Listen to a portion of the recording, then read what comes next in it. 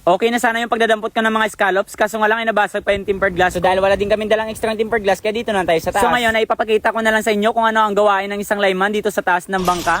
So what's up mga Lodi, isang magandang araw na naman po sa ating lahat. Panibagong araw, kaya panibagong paninisid na naman tayo sa ilalim ng dagat. Wala, sana talaga kayo nagdala ng plastic At yun pang isa nakatago na talaga. So ngayong araw nga mga Lodi ay bagong bahuran na naman itong aming subukan sa pag-survey. At hindi lang din po ito kalayuan dun sa bahuran naming pinagsisira nung nakaraan. Mga 1 milya lang po ang agwat ng layo nila. Pero itong bahuran na ito ay napagsisira na rin namin dati. At nung time na yon ay hindi pa gaano kalaki ang size ng ibang mga scallops. Kaya pinalipasan na muna namin ng 2 buwan. O ayan, nagsiligpitan na sila ng kanilang shells. So at yun na nga, dahil 2 buwan ang nakalipas, ay napagplanuhan na naman namin ito na subukan sa pag-survey kung mga good size na ba or hindi pa. Pero nung time na din yun ay meron pa kaming ginagamit na GPS. So ngayon ay wala, kaya ang tanong, nasentrohan ba? Pero sige lang, may tiwala naman kami sa aming pagmermada. Aba, kupal. Pero mas maganda sana kung merong gamit na GPS para matansya ang lalim. At para hindi na rin mahirapan sa pag-survey. At isa pa, sa panahon kasi ngayon ay maginaw na ang dagat. O ayan na naman ang bida natin sa kainan. Umarangkada na naman sa kaldero. 1, 2, 3. Was noy. At ngayong araw nga mga Lodi ay kumpleto na ulit ang team dahil nandito na ang tropa ko. So tara, kain po tayo mga Lodi. At share ko lang din, napakaganda ngayon ng panahon mga Lodi. Maganda talagang magpalawat pag ganito para makapatagal kayo sa inyong paninisid. Lalo na pag ganito medyo may kalayuan ang bahuran ng inyong pinagsisiran. At bago nga pala ang lahat ay gusto ko na munang i-shoutout ang lahat ng mga taga Mindanao dyan. At ganun na din sa lahat ng mga taga Masbate, Mahayahay, Kawayan. Shoutout po sa inyong lahat mga Lodi. At dito nga ay nag-ready na itong sila Papa at ang partners ko para subukan sa pag-survey. At ang kagandahan din ngayon ay walang agos sa bahurang ito. At dito nang lumuso na sila Papa ay masaya pa kaming nag-uusap na 3 dito sa taas. At nagsabi pa nga itong tropa ko na paldo na naman tumamaya boy. Kaya tumawa talaga ako, sabay-sabi ng kupal. Ang hindi ko alam ay hanggang dito lang pala ako sa taas ng bangka. At dito nga mga ilang minuto lang ay nagbigay din kagad ng senyales sila Papa. At nang nag-ready na nga kami para sumunod sa paglusong. At nang linisan ko na din sana ang tempered ko ay nakita ko na wala na, basag na pala. At nang tinanong ko yung tropa ko at si Mukong ay hindi din nila alam kung anong nangyari. So, sila kagad ang tinanong ko dahil kahapon ay sila lang nagpalaot at hindi ako nakasama. Kaya dito ay nagbulong-bulungan ako na wala ginito pa maginamos. Pero hindi sa nagbibintang ako kundi nasasayangan ako sa isang araw na hindi ako makapagsisid. Lalo na ngayong alam kong mayroong magandang pistuan ng scallops dito sa bahuran na pagsisira namin. So, dahil wala kaming magawa at hindi rin ito pwedeng hanapan ng paraan para maayos. Abay no choice kundi dito lang ako sa taas tumunga. Dito nga ay tinatawanan na lang ako ng tropa ko sabay sabi ng balda wala kang i-upload na video. At dito nang lulusong na sana ang tropa ko ay nag-decide siya na bigyan namin ng senyales sila Papa para umahon. Dahil sa bahurang ito ay hindi lang kami ang naninisid, kasama din namin dito yung pinsan ko. So kaya pinaahon na muna namin sila para subukan naming manghiram doon sa pinsan ko. At baka meron din silang dalang extra tempered. At dito nang nakalapit na kami sa bangka nila ay tinanong namin itong layman nila kung meron ba silang dalang extra tempered at ang sagot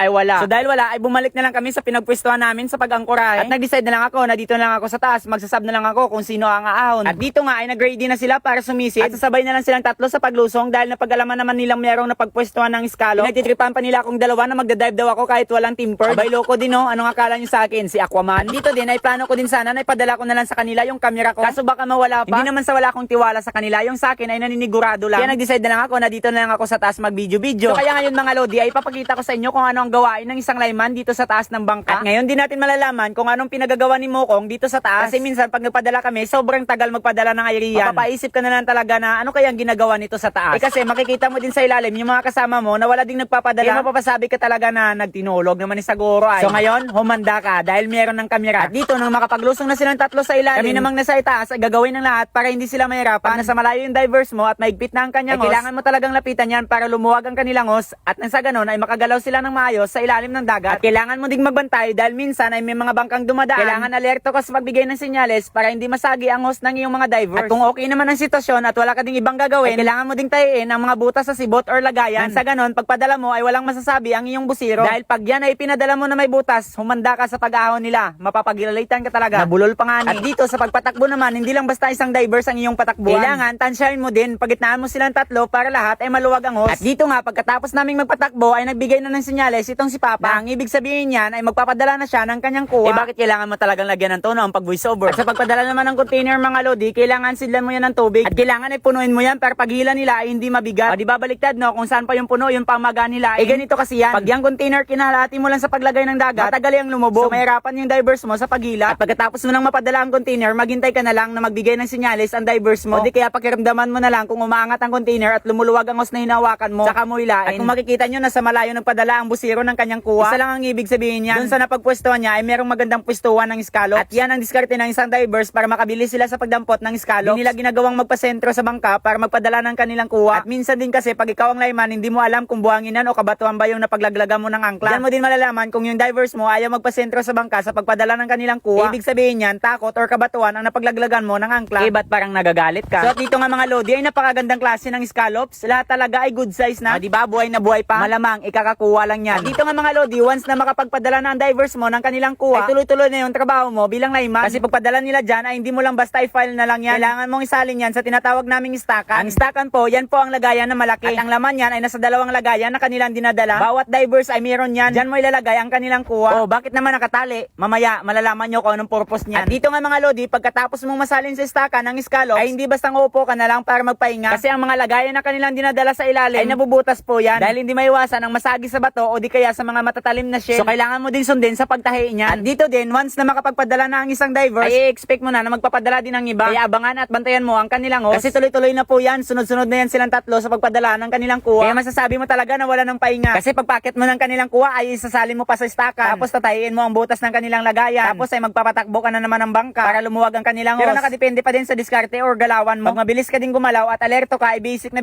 lang talaga. Kahit tulugan mo pa yan silang tatlo. Except na lang kung tuklas or maraming talagang scallop. Doon ka talaga hindi makapagpahinga dahil mabilisan talaga ang kanilang pagpadala. Tutulo talaga ang laway mo. Dahil hindi ka pa natapos sa pagsalin sa stackan, magpapadala naman ng isa. At dito nga mga lodi ay sumunod na din sa pagpadala itong tropa ko. Pero dahil pagod na ako mga lodi sa kakasalita, ay lagyan ko na lang muna ng music. Enjoyin nyo na lang po sa pagpapanood. At baka kasi meron din kayong balak maglayman. Mabuti na yung nabigyan ko kayo ng idea kung ano ang gawain ng isang layman. So mga lodi, enjoy po sa inyong panonood.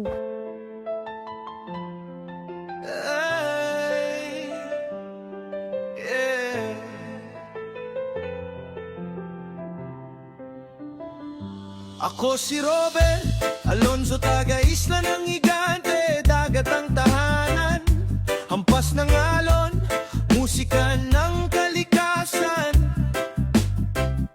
Sa bawat paglaya, dalay pangarap. Sa bawat kabibig, tagumpay ang hinahanap. Hindi sa yaman, kundi sa ligaya. Dito sa dagat, puso'y kumakanta.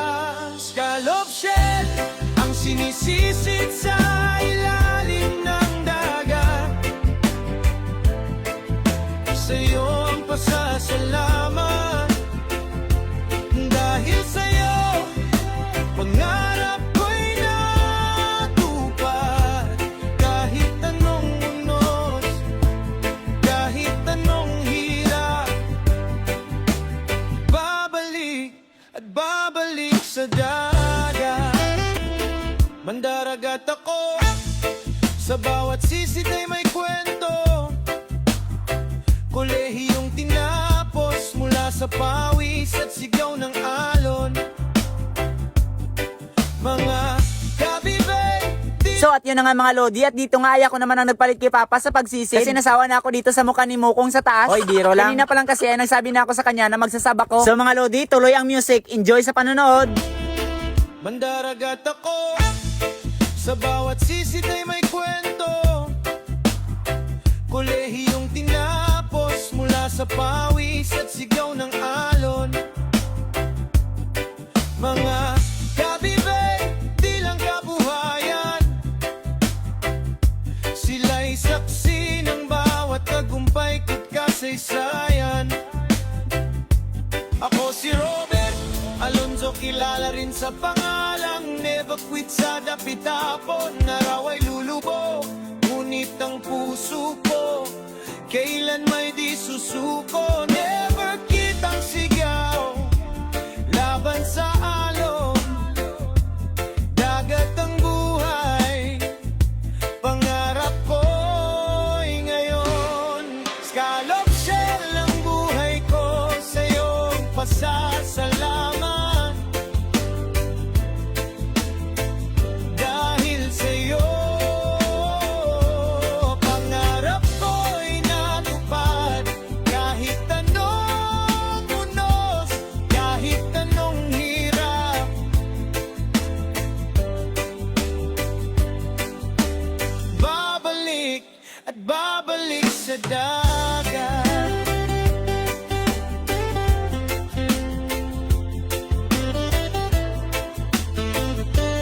So at dito nga mga Lodi ay nakapacket lang ako ng isang beses. Kasi pag sub ko kay Papa ay nasa bandang alas 11 na. So dahil medyo may kalayuan itong pinagsisira namin, kaya hindi na lang nila ako pinadala ng isa pang lagayan. So mga Lodi, ganito kadami ang nakuha naming scallops at lahat talaga ay mga good size na. At kung gusto mong malaman kung magkano ang kikitain namin dito, ay wag ka munang mag-skip. At para hindi ka mainip, ay finast forward ko na lang. Diba ang linaw ng dagat, no? Ang sarap maligo. Hoy, kakagaling mo lang sa dagat. At sa mga nagtatanong nga pala kung ano daw masarap na luto sa scallop, ang masasabi ko ay lahat po. Lahat ng kung anong maisip mo na pagluto sa ganitong shell. At lalong sa sarap kung magaling kang magluto at magaling kang magtimpla. Pero kung yung pagtimpla mo ay ragaw raw, abay mas mabuti pang bumili ka na lang sa luto na. O di kaya kainin mo na lang na hilaw pa. Huwag mo nang pahirapan pa yung sarili mo. At nga pala may nag-request din sa akin na subukan at gawan ko din daw ng video ang pagluto sa ganitong shell. Abay kung makapag-utos ka, kala mo sinisweldohan mo ako Pero hoy, biro lang. Okay sige, sa susunod ay gagawa ko ng video sa pagluto. Kahit anong luto, basta luto. Ano daw? Pero iniisip ko din, pag ako ang magluto, sino ang kakain? Aso? Ragaw raw din kasi ako magtimpla. Yung kaganda-ganda ng itsura sa pagluto pero yung lasa nakamamatay. Pero sige lang, dahil sa may nag-request ay gawin natin yan. Pero sa ngayon ay wag na muna, sobrang busy pa kasi sa pagpalaot. At pagkatapos ngang matimbang ang aming mga nakuwang scallops, abay diretso na kagad sa kainan. Tara mga Lodi, kain po tayo. So mga Lodi, ito po yung kinita namin sa araw na ito, 9,044 pesos. At medyo malaki-laki na din. So mga Lodi, maraming salamat sa panood. Hanggang dito na tayo. Bye-bye!